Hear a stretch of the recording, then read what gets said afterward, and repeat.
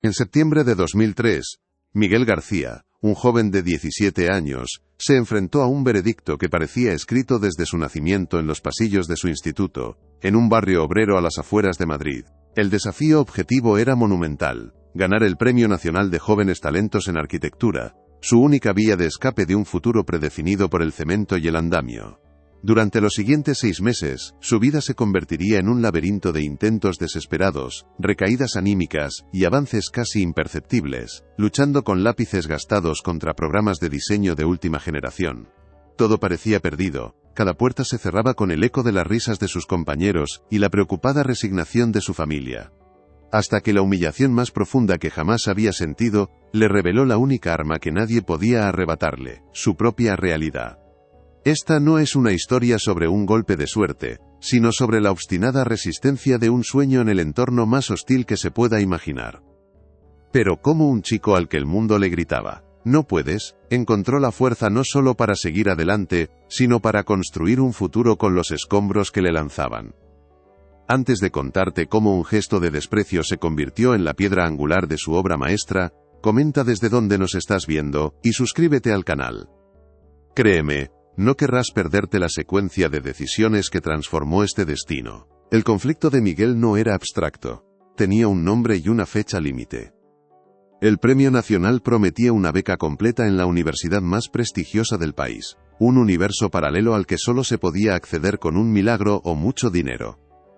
Miguel no tenía ni lo uno ni lo otro. El formulario de inscripción, que guardaba doblado en 4 en el bolsillo de su chaqueta desgastada, era una lista de imposibles.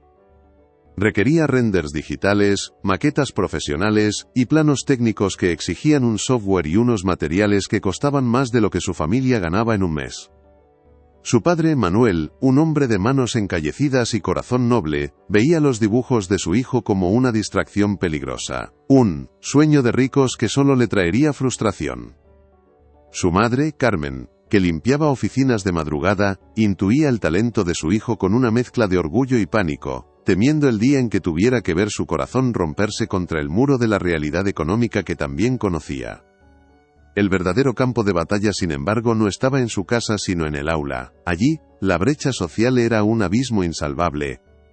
A un lado estaba Javier, hijo de un arquitecto de renombre, que llegaba a clase con planos impresos en papel de alta calidad, y hablaba de los proyectos de su padre con una arrogancia heredada.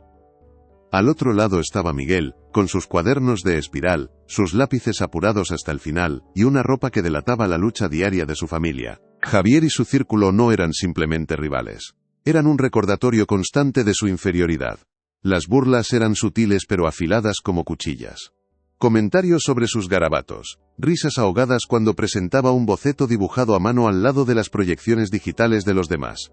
Lo más doloroso para Miguel era la indiferencia del profesorado, que parecía haber aceptado esa jerarquía como una ley natural.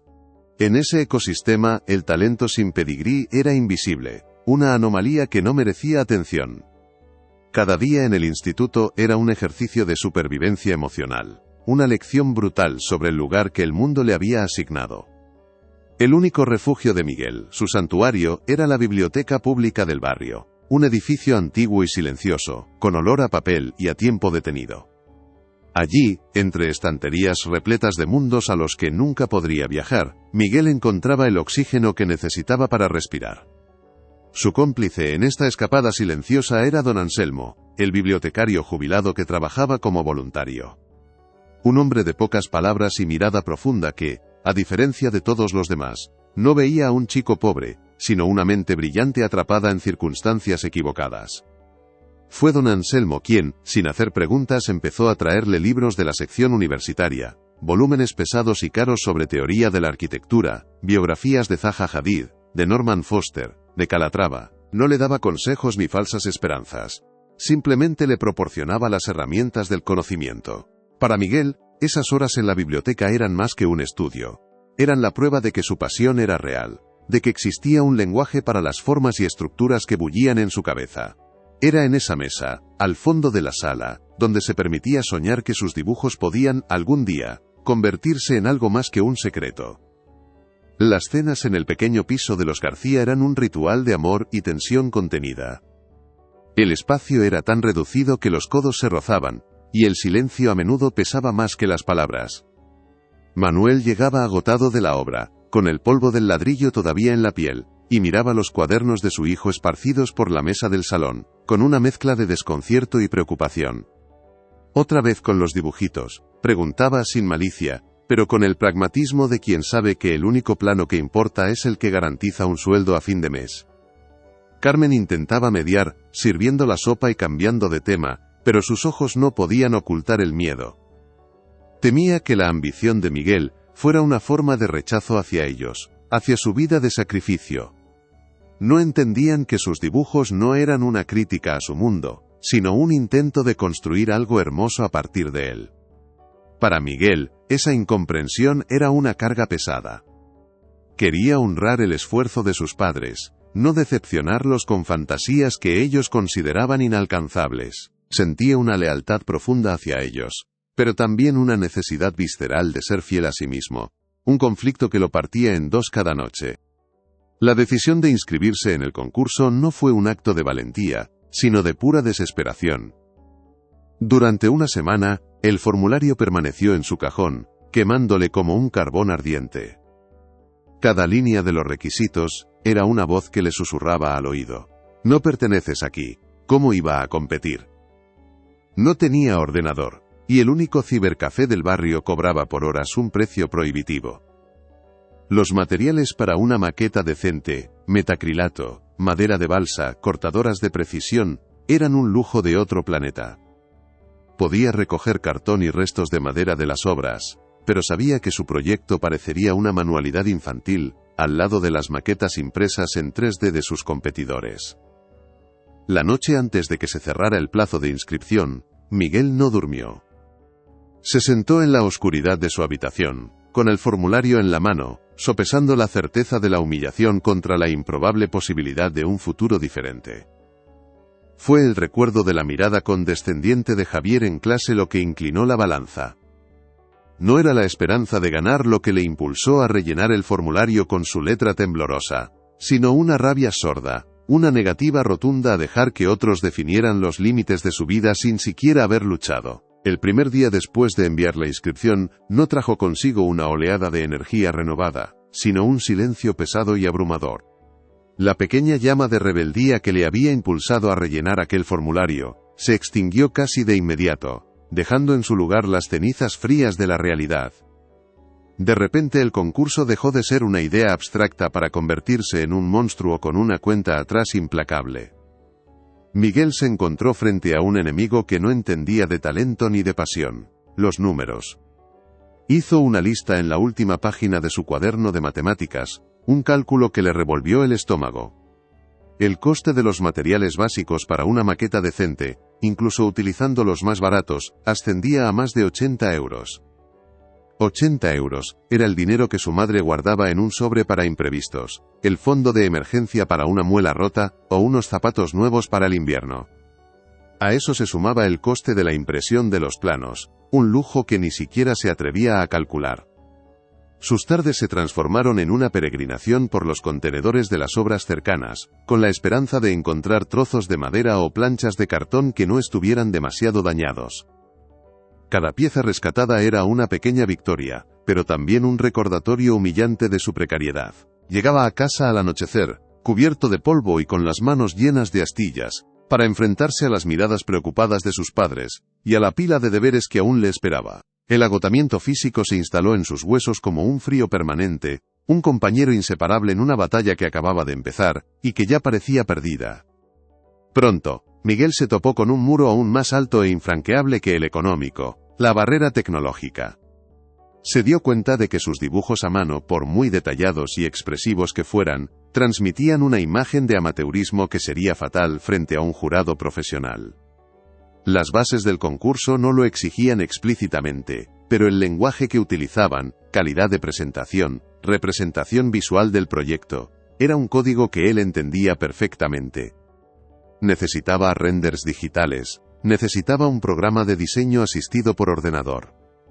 La única opción era el cibercafé del barrio, un local lúgubre con ordenadores lentos, y una tarifa por horas que era un insulto a la economía de su familia.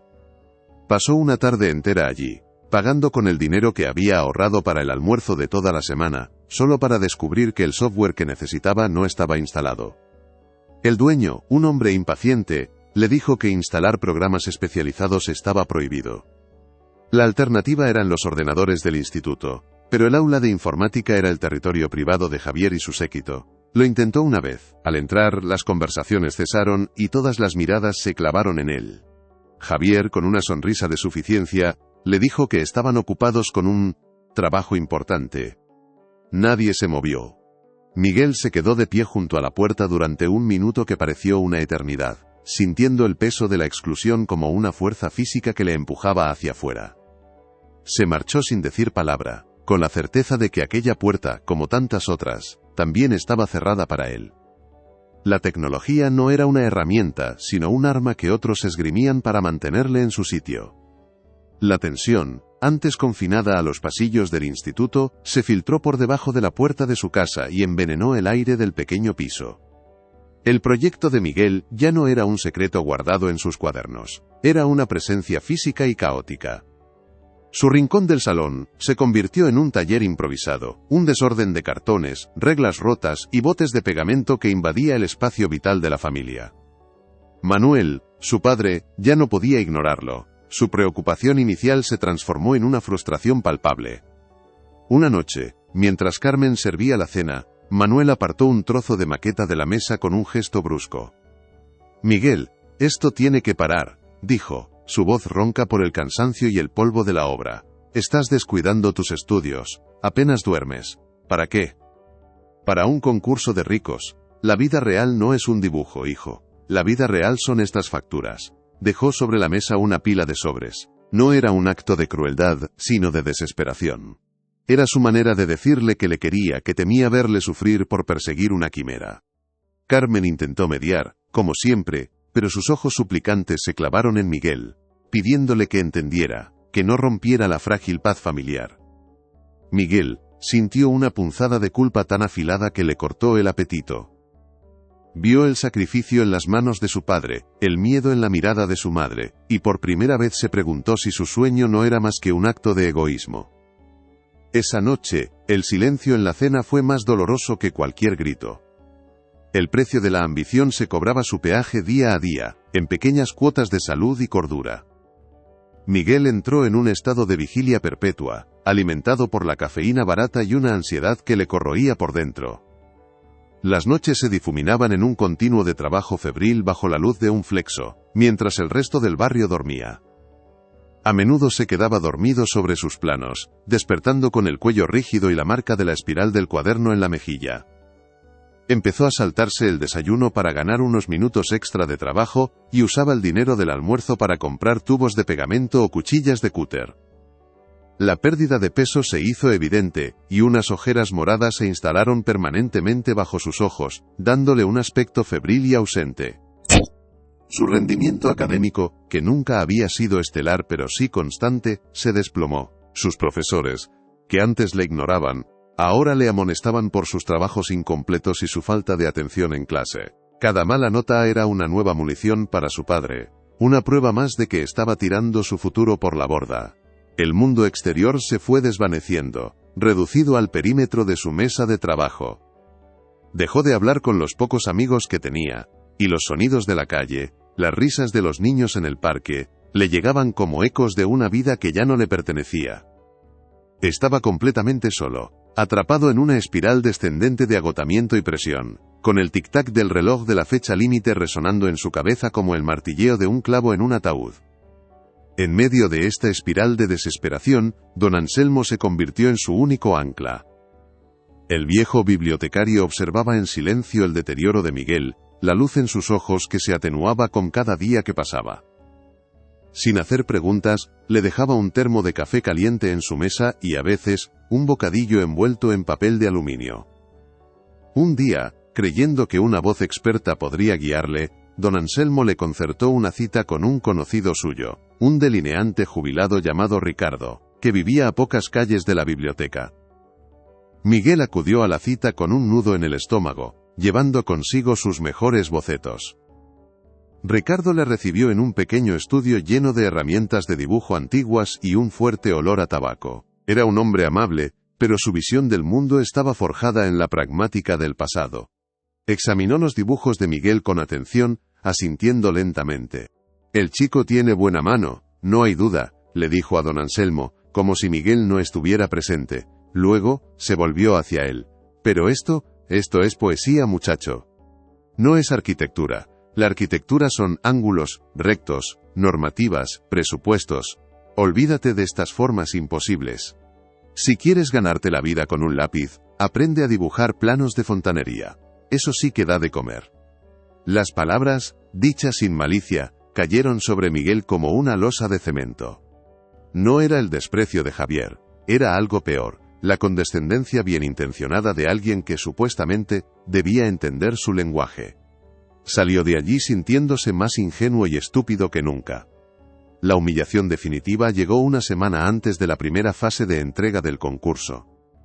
El profesor de proyectos anunció una revisión obligatoria en clase, una especie de ensayo general, donde cada aspirante debía presentar el estado de su maqueta y sus avances digitales. El pánico se apoderó de Miguel. No tenía nada que se pareciera remotamente a lo que presentarían los demás. Mientras Javier y su grupo desplegaban impresionantes renders en los ordenadores y maquetas de metacrilato cortadas con láser, Miguel esperó su turno con el corazón en un puño, ocultando bajo su pupitre su frágil creación. Una estructura de cartón y palillos, unida con más pegamento que precisión, que apenas se sostenía en pie. Cuando el profesor le llamó, un silencio incómodo se apoderó del aula. Colocó su maqueta sobre la mesa del profesor, y ésta se tambaleó precariamente. Javier no pudo contener una carcajada sonora y cruel. «Parece la chabola de un vagabundo», soltó, y varios de sus amigos le hicieron eco con risas ahogadas. Miguel sintió cómo la sangre le abandonaba el rostro. El profesor, visiblemente incómodo y superado por la situación, apenas miró el modelo. «García, esto no es serio», dijo con un suspiro de resignación. «Necesitas ponerte al nivel de la competición. Así no vas a ninguna parte». No hubo más comentarios. Le indicó con un gesto que podía volver a su sitio. Miguel recogió su maqueta rota sintiendo decenas de miradas clavadas en su espalda, una mezcla de burla, y lo que era peor, de lástima. No esperó a que terminara la clase. Salió del aula y del instituto, caminando sin rumbo, con el eco de las risas resonando en sus oídos. Aquella noche, el suelo de la habitación de Miguel se convirtió en un cementerio de sueños rotos. Vació su mochila con una furia silenciosa, esparciendo por el suelo todos los cuadernos, los bocetos, los lápices gastados y los restos de su patética maqueta. Se sentó en medio del caos, rodeado por los vestigios de 6 meses de trabajo inútil. Por primera vez desde que había comenzado aquella locura, se permitió llorar. Lloró con la rabia impotente de quien ha luchado una batalla injusta y la ha perdido. Las voces de todos los que le habían dicho que no podía, se agolparon en su mente. La voz pragmática de su padre, la risa cruel de Javier, el suspiro de resignación de su profesor, el consejo condescendiente del viejo delineante. Todos tenían razón. ¿Quién se había creído que era? Un chico de barrio, el hijo de un albañil y una limpiadora, intentando colarse en un mundo que no estaba hecho para él. Era un impostor, y la humillación en clase no había sido más que la exposición pública de su fraude. Miró sus manos, encallecidas y con pequeños cortes del cúter, y vio en ellas las manos de su padre. Quizás ese era su destino, el cemento y el andamio, la seguridad de un trabajo honesto que no exigía soñar. Cogió el boceto principal de su proyecto, el que más amaba, y lo arrugó en un puño. Se levantó y caminó hacia el cubo de la basura, dispuesto a tirar por fin todo aquello, a rendirse, a aceptar el lugar que el mundo le había asignado. En ese instante al borde del abismo, la derrota parecía la única salida lógica, el único final posible para su historia. Pero algo ocurrió en ese instante, en el umbral entre la rendición y el olvido. Con la mano temblando sobre el cubo de la basura, el puño cerrado alrededor de su sueño arrugado, la imagen que asaltó la mente de Miguel no fue la de su fracaso, sino el rostro de Javier, deformado por una mueca de desprecio. El eco de su risa no sonó como una sentencia, sino como un desafío, una rabia fría y lúcida, una emoción que no había sentido antes con tanta claridad, comenzó a subirle desde el estómago, desplazando la vergüenza y la tristeza. No fue un rayo de esperanza lo que detuvo su mano. Fue el orgullo herido. Fue la negación visceral a concederles esa victoria, a convertirse en el chiste que ellos habían escrito para él. Se dio cuenta de que al intentar imitar sus proyectos, al tratar de jugar su juego con sus reglas, les estaba dando la razón. Que su mundo, el de los materiales caros y el software de última generación, era el único válido. Y en esa fracción de segundo, una idea subversiva, casi violenta, se abrió paso.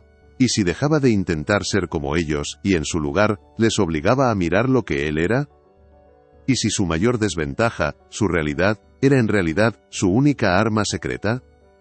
Lentamente, retiró la mano del cubo de la basura. No era un acto de fe, sino de guerra. Volvió a la mesa de trabajo, y con un cuidado casi quirúrgico, desplegó la hoja de papel arrugada. Las cicatrices del pliegue cruzaban el dibujo como las calles de su propio barrio. Ya no veía un diseño fallido sino un lienzo en blanco. La humillación no lo había destruido, lo había liberado. Liberado de la necesidad de impresionar, de la carga de aparentar ser alguien que no era. Se sentó y miró a su alrededor, pero esta vez con ojos de arquitecto, no de víctima. Vio la estantería que su padre había construido con restos de madera de una obra, el ingenio de su madre para remendar la ropa hasta hacerla parecer nueva, la forma en que los vecinos usaban palés para crear jardineras en los balcones. De repente todo cobró sentido. La escasez no era una limitación, era un principio de diseño. La resiliencia no era una virtud abstracta, era una técnica de construcción. Tiró a la basura todos los bocetos anteriores, todos los intentos de crear edificios fríos y perfectos que había visto en las revistas. Cogió un lápiz nuevo y, en la parte posterior del papel arrugado, empezó a dibujar algo completamente diferente. No sería un rascacielos de cristal y acero. Sería un centro comunitario para su barrio, un edificio que nacería de los escombros, un lugar que hablaría el lenguaje del ingenio, la necesidad y la dignidad. Esa noche por primera vez Miguel no estaba diseñando para escapar de su mundo, sino para honrarlo. A la mañana siguiente, el cambio en Miguel era palpable. Ya no caminaba con la cabeza gacha, tratando de pasar desapercibido. Había una nueva intensidad en su mirada, una determinación que desconcertaba a quienes se cruzaban con él. Sus visitas a los contenedores de las obras ya no eran una búsqueda desesperada de materiales que pudieran imitar a los de verdad. Se habían convertido en una expedición arqueológica. Cada trozo de metal oxidado, cada fragmento de baldosa rota, cada listón de madera astillado, era examinado con una atención minuciosa. Los catalogaba en su cuaderno, no por su valor monetario, sino por su potencial estructural y estético. Empezó a hablar con los obreros, incluido su propio padre, preguntándoles sobre las propiedades de los materiales que desechaban, aprendiendo sobre su resistencia, su durabilidad, su historia. Pasaba horas observando la vida del barrio, no como un espectador pasivo, sino como un analista. Tomaba notas sobre los flujos de gente, sobre los lugares donde los ancianos se sentaban a tomar el sol, sobre las esquinas donde los niños improvisaban porterías de fútbol.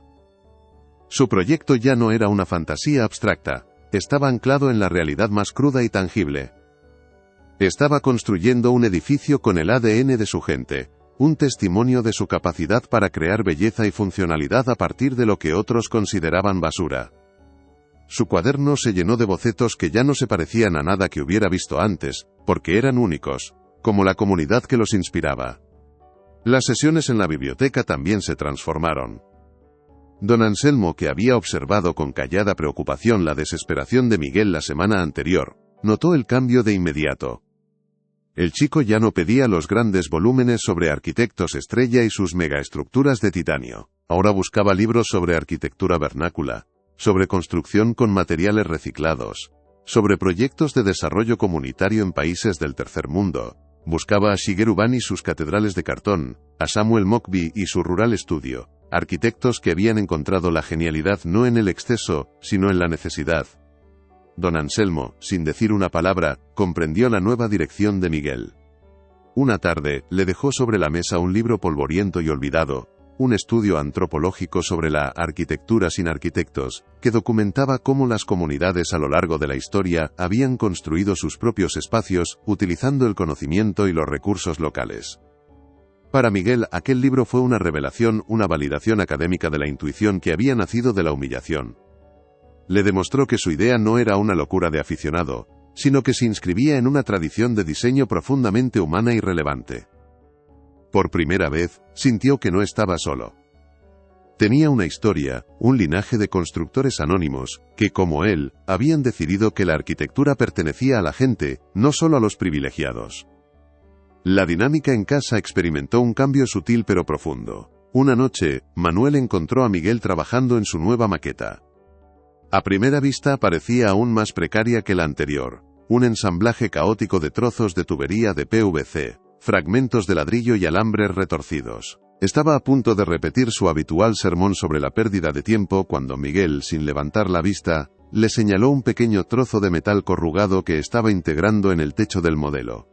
«Esto es de la obra del polígono, ¿verdad?», preguntó Miguel. «Lo tirasteis la semana pasada. Estoy usándolo para crear un sistema de recolección de agua de lluvia. La cubierta inclinará el agua hacia un depósito que servirá para regar el huerto comunitario». Manuel se quedó callado. Por primera vez, su hijo no le hablaba de formas abstractas o conceptos que no podía entender. Le estaba hablando de tuberías, de agua, de un huerto. Le estaba hablando su propio idioma. Se acercó y observó la maqueta más de cerca.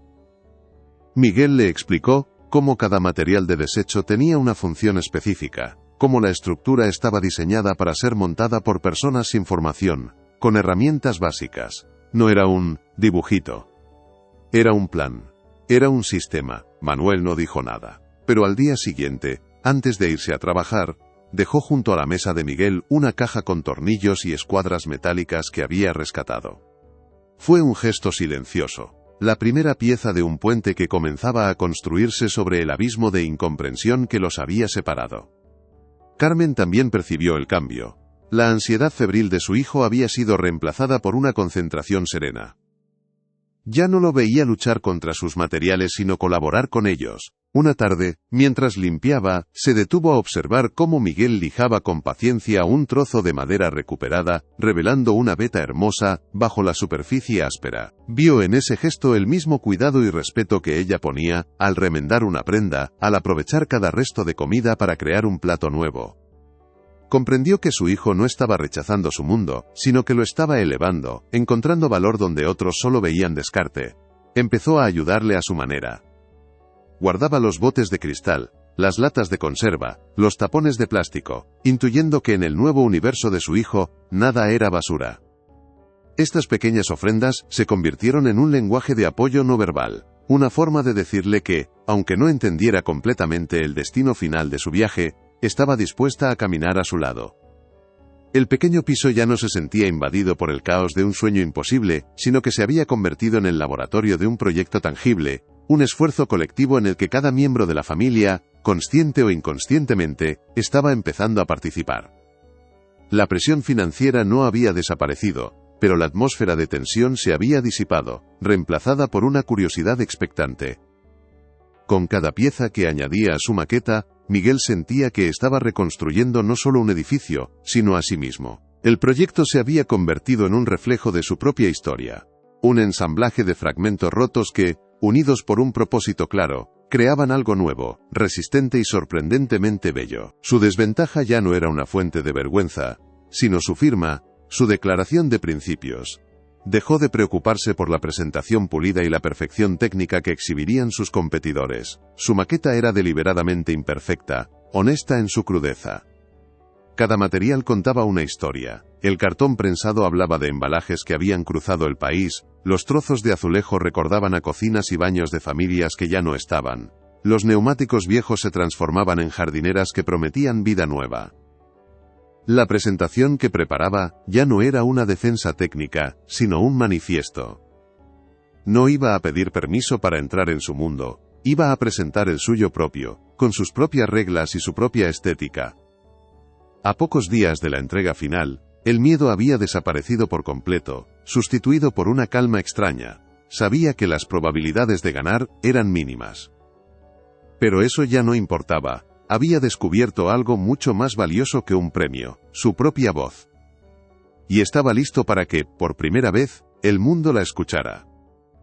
El día después de su revelación, la mesa de trabajo de Miguel se transformó de un campo de batalla caótico a un laboratorio metódico. Desechó la idea de construir una maqueta convencional, y en su lugar, comenzó a crear lo que él llamaba una biblioteca de lo descartado. Cada mañana, antes de ir al instituto, recorría un perímetro fijo de 3 calles alrededor de su casa, recogiendo no solo materiales, sino también historias. Un trozo de somier oxidado, un neumático de bicicleta rajado, una pila de tejas rotas de un tejado antiguo. Ya no buscaba cosas que parecieran materiales de construcción. Buscaba objetos con carácter, con una vida anterior. En su cuaderno, junto a los bocetos, empezó a crear fichas improvisadas para cada hallazgo. Fragmento de persiana de PVC. Origen, contenedor calle mayor. Propiedades, ligero, flexible, buena resistencia al agua. Posible uso, sistema de lamas para controlar la luz solar en la fachada oeste. Este proceso, lento y casi obsesivo, era su nueva forma de diseñar. No imponía una forma a los materiales, sino que escuchaba lo que los materiales le sugerían. Estaba desarrollando un lenguaje arquitectónico único, nacido de la pura necesidad y de la observación. Dejó de pensar en términos de vigas y columnas y empezó a pensar en términos de resiliencia, de ingenio y de memoria. Su proyecto ya no era un edificio, era un organismo vivo, un ecosistema de objetos rescatados que, juntos, contarían la historia de su barrio. Este nuevo método, sin embargo, trajo consigo un conjunto de problemas completamente nuevo y mucho más complejo. Construir con materiales homogéneos y predecibles era una ciencia. Construir con basura era un arte precario al borde del colapso constante. Su primer intento de crear un muro portante utilizando botellas de plástico rellenas de arena y unidas con una argamasa casera terminó en un desastre silencioso. Una noche, mientras estudiaba, un crujido sordo le hizo girar la cabeza justo a tiempo para ver cómo una sección entera de su maqueta se venía abajo, esparciendo arena por todo el suelo. La frustración fue inmensa, un golpe directo a su recién encontrada confianza. Se dio cuenta de que la pasión y la visión no eran suficientes. Necesitaba conocimiento técnico. Necesitaba entender la física de las fuerzas, la tensión, la compresión y el reparto de cargas de una manera que los libros de texto del instituto ni siquiera insinuaban. Se encontró con un enemigo mucho más formidable que el desprecio de Javier: las leyes de la gravedad. Durante casi una semana, cada avance era seguido por un retroceso. Cada solución creaba 2 problemas nuevos. La maqueta parecía resistirse a nacer, como si la propia realidad le estuviera diciendo que su idea, aunque poética, era estructuralmente inviable. El agotamiento volvió a hacer mella en él, esta vez acompañado de una duda más profunda y técnica. ¿Y si su sueño no solo era socialmente imposible, sino también físicamente irrealizable? Fue don Anselmo quien, una vez más, le ofreció la llave sin saber qué puerta abriría. Al ver a Miguel rodeado de libros de física básica, con una expresión de pura desesperación, el viejo bibliotecario recordó un volumen olvidado en la sección de ingeniería. «Quizás esto te interese más que la teoría pura», le dijo, dejando sobre la mesa un manual de construcción de puentes colgantes con materiales básicos, un libro que explicaba los principios de la tensegridad y la triangulación de una forma increíblemente visual y práctica. Miguel devoró el libro en una sola tarde. Fue como si una luz se encendiera en la habitación más oscura de su mente. Entendió que la fuerza no provenía de la masa o de la solidez de los materiales individuales, sino de la forma en que se distribuían las tensiones a través de una red. La solución no era hacer muros más gruesos o usar más pegamento, sino crear estructuras ligeras y flexibles donde cada elemento trabajara en conjunto con los demás. Corrió a casa esa noche con una energía renovada. Aplicando los principios de la triangulación, empezó a construir cerchas y vigas utilizando simples listones de madera de palés y alambre recuperado. De repente su maqueta no solo se sostenía, sino que exhibía una sorprendente elegancia y resistencia. Había aprendido la lección más importante de su vida como arquitecto. La verdadera innovación no consiste en inventar nuevos materiales, sino en encontrar nuevas formas de combinar los que ya existen. El avance estructural en su maqueta coincidió con un cambio crucial en la dinámica familiar. Una noche, Manuel lo encontró intentando unir un pesado trozo de perfil metálico con un tubo de PVC, una unión imposible que amenazaba con desequilibrar toda la estructura. Miguel estaba a punto de rendirse, frustrado. «Manuel», que había estado observando a su hijo desde la puerta durante varios minutos, se acercó. Ya no veía los dibujitos de un soñador, sino un problema de construcción muy real. «Así no vas a poder», dijo, su voz ronca pero sin el tono de reproche de antes. «El metal es demasiado pesado para el plástico, no intentes pegarlo. Hazle una brida con alambre de encofrar, como hacemos en la obra para sujetar los hierros antes de echar el hormigón. Y apoya el peso aquí, en este punto, para que la carga se vaya al suelo, no a la pared». Miguel levantó la vista, sorprendido.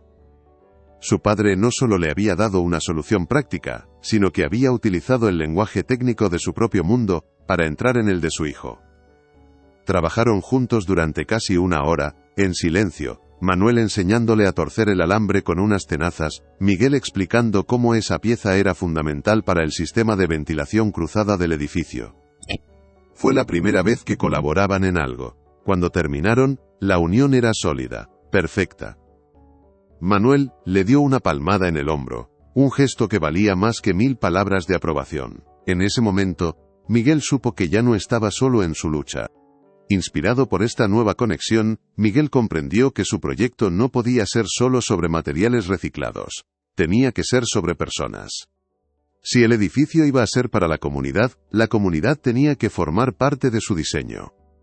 Dejó a un lado la maqueta por unos días y salió a la calle con su cuaderno, pero esta vez, no para buscar basura, sino para escuchar. Se sentó con los jubilados que jugaban a las cartas en la plaza, y les preguntó dónde pegaba más el sol en invierno, y dónde faltaba sombra en verano. Habló con las madres que empujaban los carritos de sus hijos, y les preguntó qué tipo de suelo era más seguro para que los niños jugaran.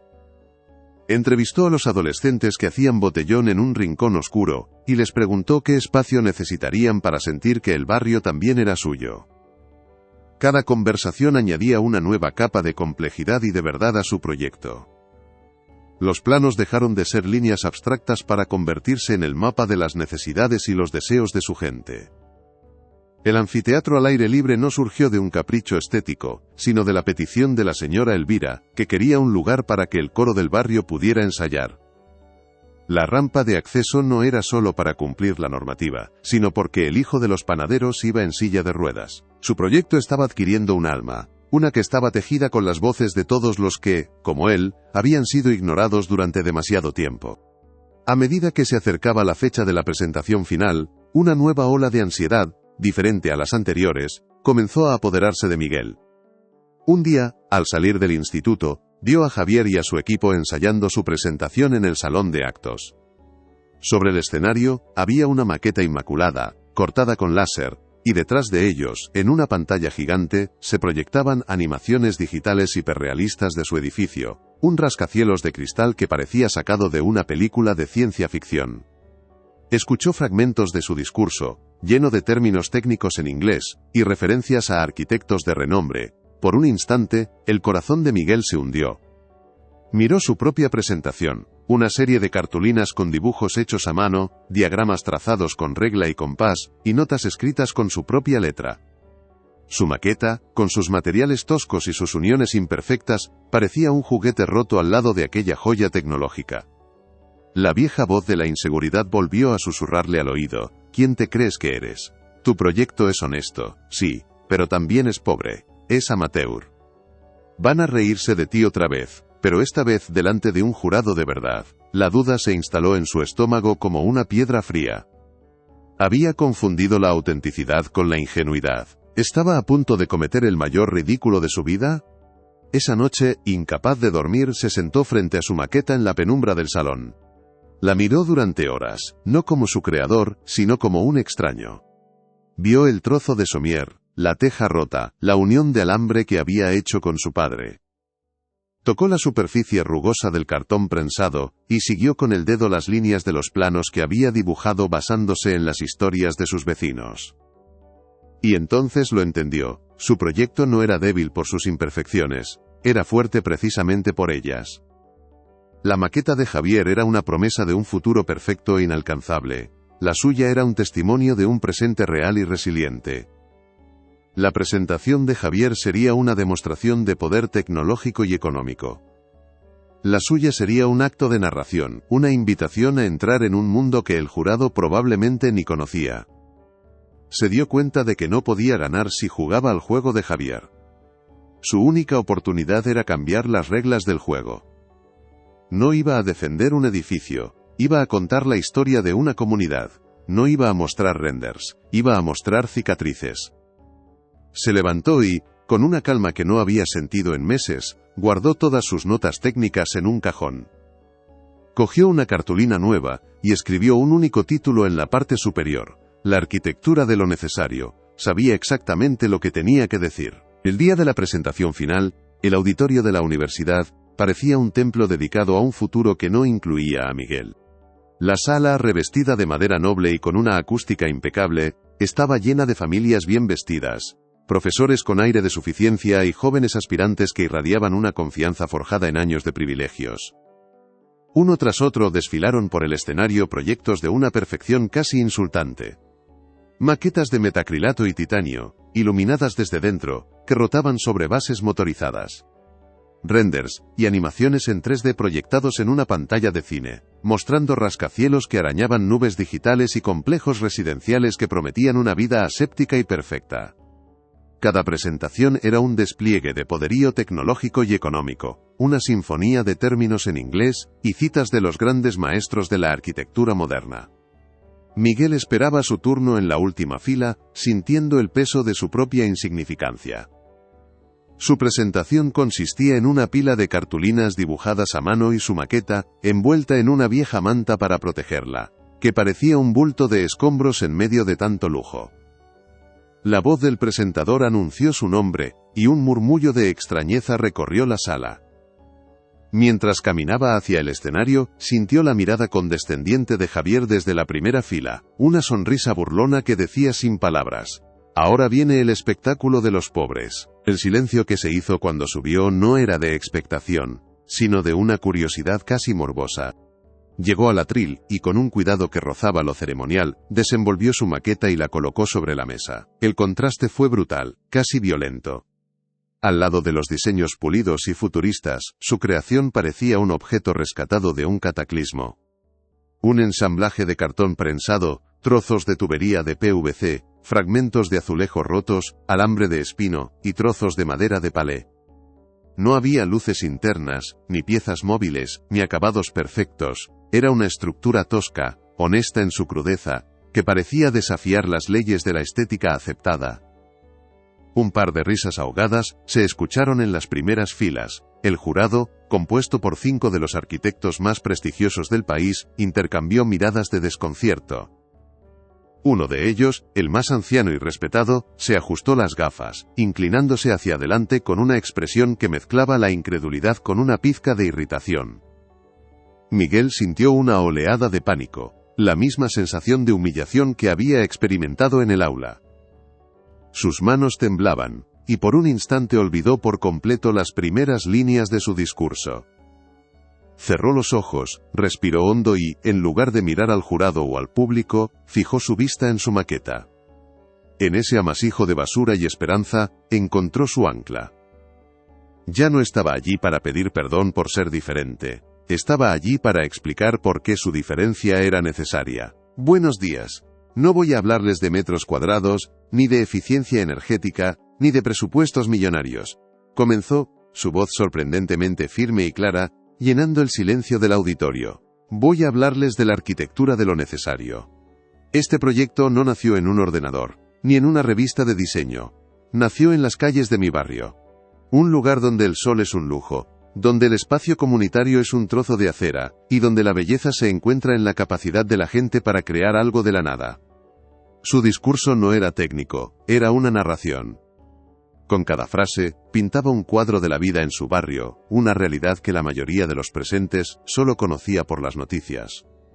Explicó cómo la orientación del edificio no respondía a un capricho estético, sino a la necesidad de capturar cada rayo de sol de la tarde para calentar las salas comunes, porque en invierno, muchas familias no podían permitirse encender la calefacción. Describió cómo los muros no eran de hormigón, sino de neumáticos reciclados rellenos de tierra, una técnica que había aprendido en un viejo manual, porque proporcionaba un aislamiento térmico y acústico superior con un coste casi nulo.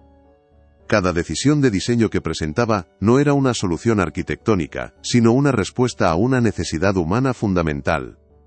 El jurado dejó de tomar notas y empezó a escuchar de verdad. Se apartó del atril y se acercó a la maqueta, tocándola con una familiaridad que demostraba que cada pieza formaba parte de él.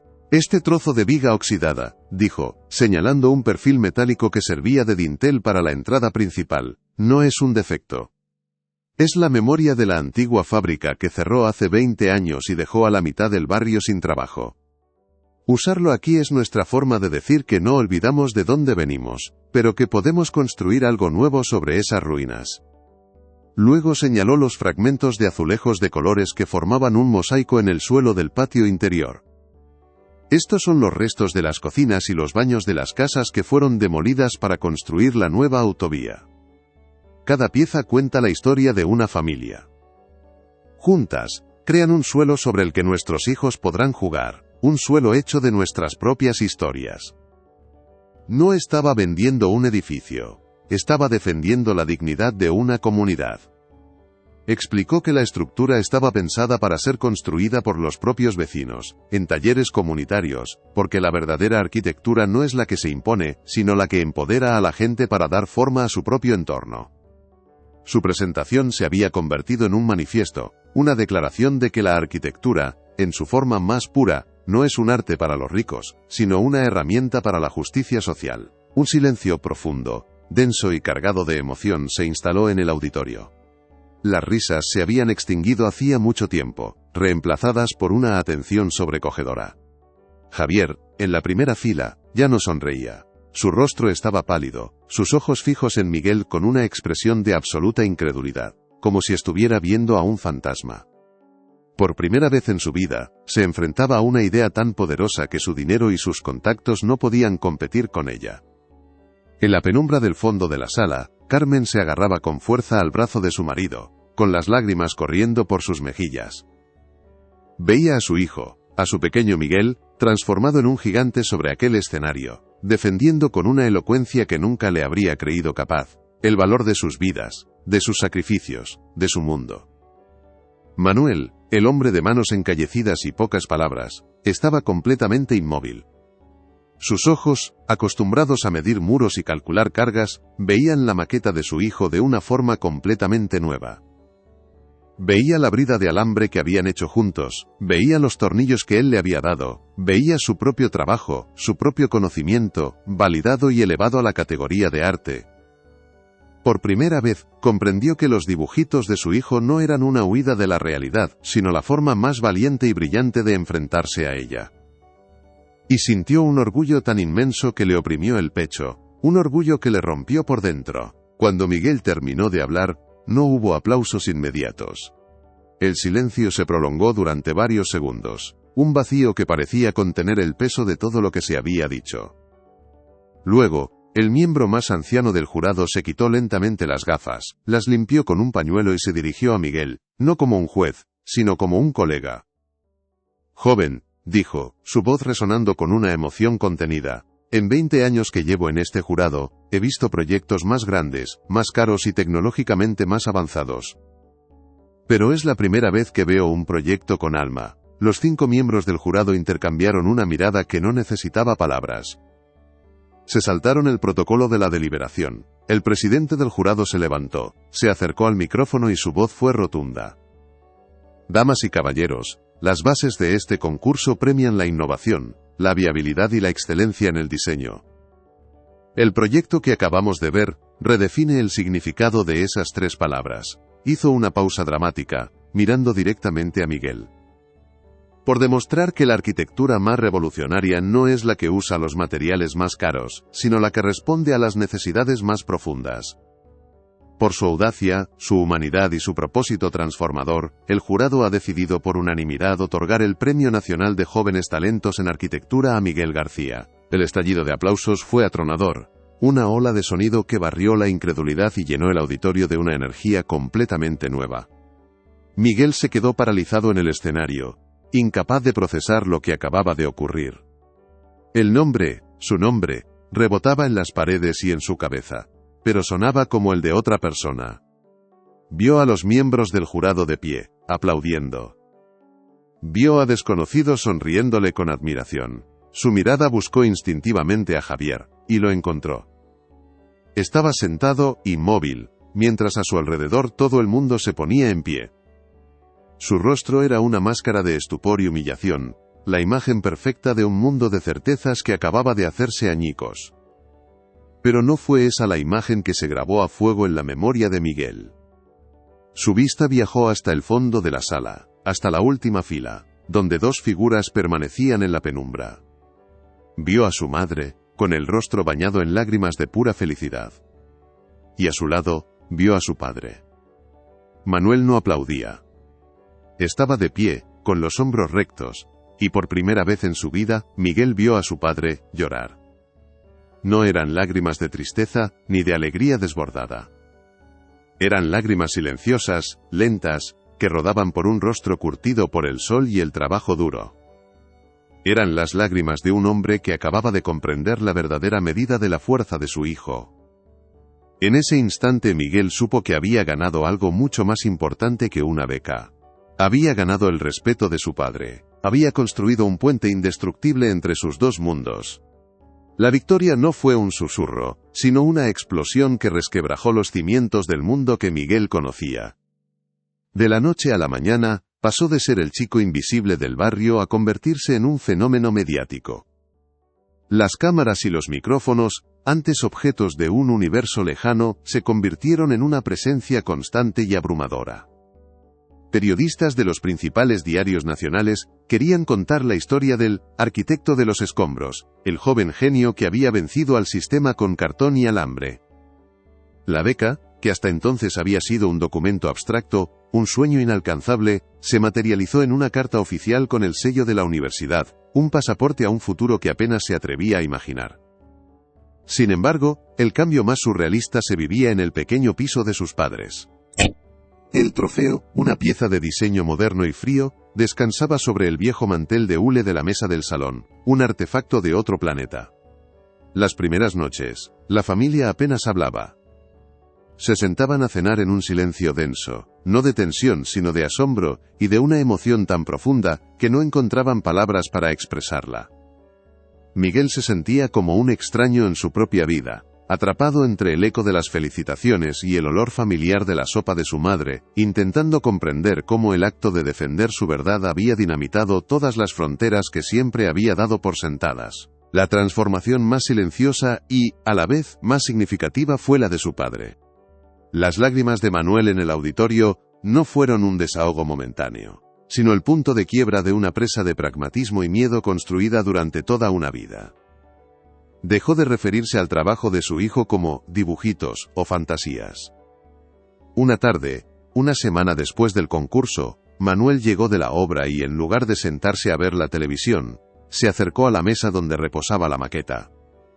La observó durante un largo rato y luego, con sus manos encallecidas, señaló la unión de alambre que habían hecho juntos. «Esto aguantará», dijo, con una voz ronca que delataba una emoción contenida. «Pero para el tejado de verdad, necesitarás un anclaje químico para que no se filtre el agua. Mañana te traigo un catálogo». A partir de ese día, Manuel se convirtió en el primer y más importante asesor técnico de Miguel. Le enseñó a leer planos de encofrado, a entender la resistencia de los materiales y a pensar en términos de seguridad y durabilidad.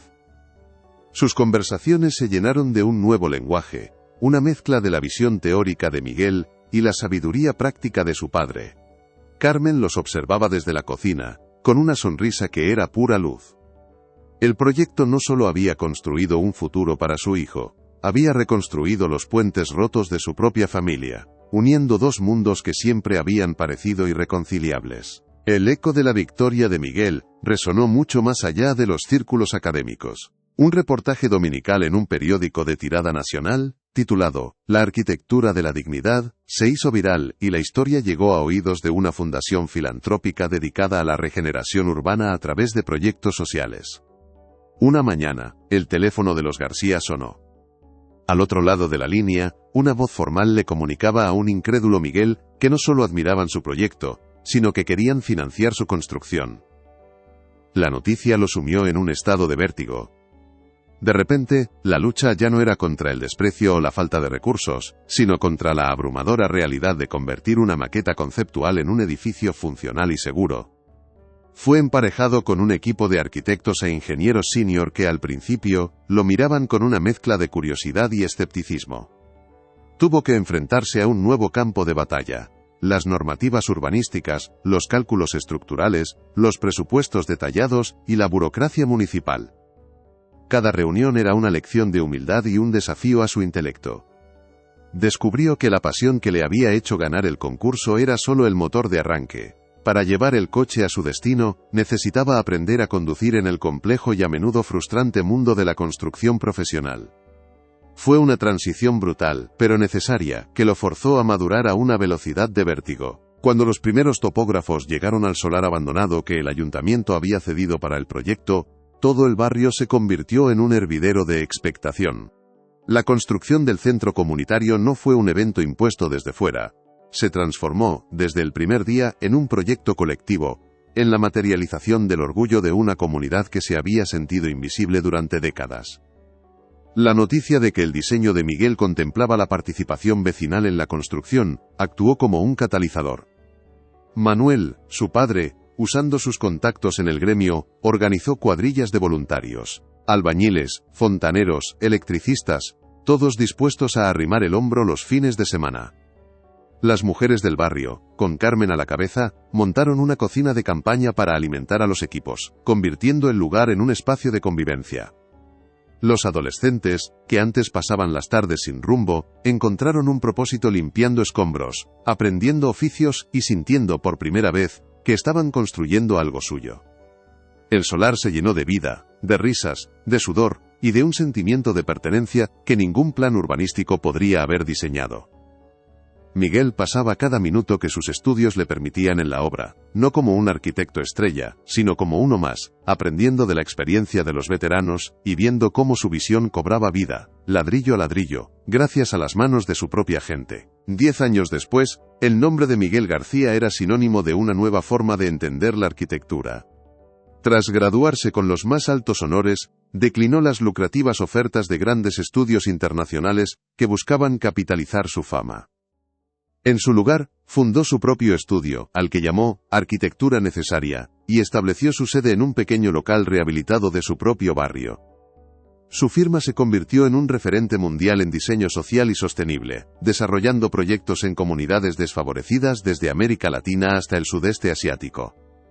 Fiel a la promesa que se hizo a sí mismo, destinó una parte importante de los beneficios a crear la Fundación Anselmo, en memoria del bibliotecario que le había dado las primeras herramientas para soñar.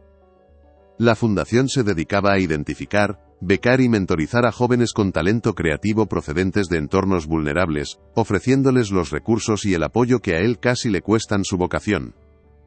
Nunca abandonó los principios que forjó en aquella batalla solitaria.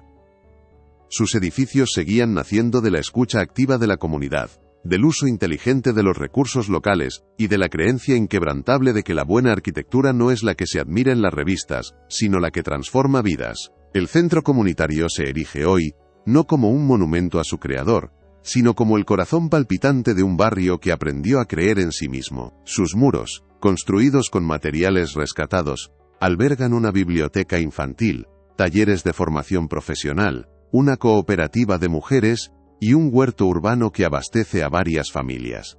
Su existencia ha reducido drásticamente el absentismo escolar, y ha generado una red de microeconomía local, que ha devuelto la vitalidad a sus calles. Se ha convertido en la prueba tangible de que la belleza puede nacer de lo descartado, y de que la dignidad es el material de construcción más resistente. La victoria de Miguel no fue solo personal, fue una lección colectiva que trascendió la arquitectura. Demostró que el talento es un recurso distribuido de forma universal, pero la oportunidad, no. Aquel día, todos comprendieron que los muros más difíciles de derribar no son los de hormigón, sino los del prejuicio, y que el valor de una idea no se mide por el lujo de sus materiales, sino por la verdad que contiene. La historia de Miguel García, sin embargo, no termina con la construcción de un edificio o la fundación de un estudio de arquitectura de éxito. Su verdadero legado, el más duradero, se encuentra en la transformación silenciosa de la percepción. El joven que una vez fue objeto de burla por su origen humilde, se convirtió en la prueba viviente de que el ingenio no es patrimonio de ninguna clase social. Su viaje demostró, de una manera brutalmente tangible, que las limitaciones impuestas desde el exterior a menudo ocultan las fuentes de nuestra mayor fortaleza. La herida de la humillación, aquella que casi le hace abandonar, se convirtió en la brújula que guiaría toda su carrera. Nunca diseñó para olvidar de dónde venía, sino para honrarlo. En cada proyecto, en cada comunidad con la que trabajaba, buscaba esa misma herida, ese punto de dolor o de carencia, y lo convertía en la piedra angular de su diseño.